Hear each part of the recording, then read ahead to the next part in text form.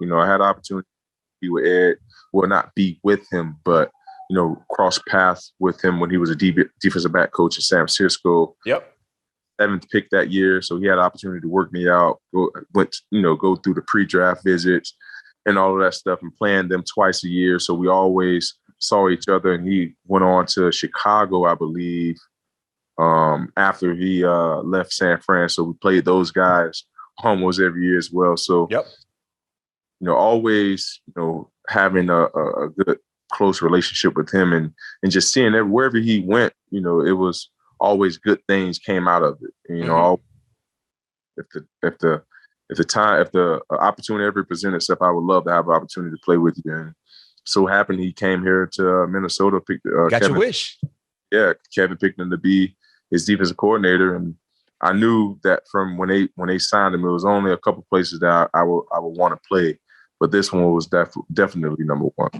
So check this out for me. When it comes to Ed Donatell, being in San Francisco, he's been around a 3-4 like scheme, right, throughout the majority of his coaching career, especially the most recent spot. What are you guys running there in Minnesota base-wise? Is it a 3-4? Is it a 4-3? Do you have any idea potentially on the scheme side of things defensively?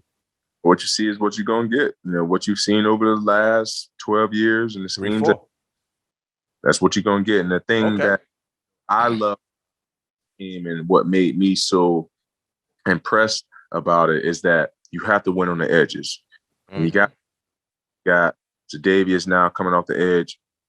I mean, your defense is pretty much set. You're going to make the quarterback job that much harder. You got Harris in the back end that does a great job in disguising and blitzing. You got Cam, who's going to be a long corner, I think this system fits perfect for him to be able to be aggressive and play off a little bit with his vision. And also having those pass rushers is going to make his job that much easier as well. So, I mean, I just can't wait to see how it all is going to unfold. But right now on paper, it looks good. It really yeah. And the thing I like about 3-4 defenses, I played in 3-4 defense pretty much my entire career. Pat, you talked about having guys that can set the edge and put pressure on the quarterbacks. You put your most athletic pass rusher who can stand up or have the luxury of putting his hand in the dirt. In that type scheme, you're going to cause hell.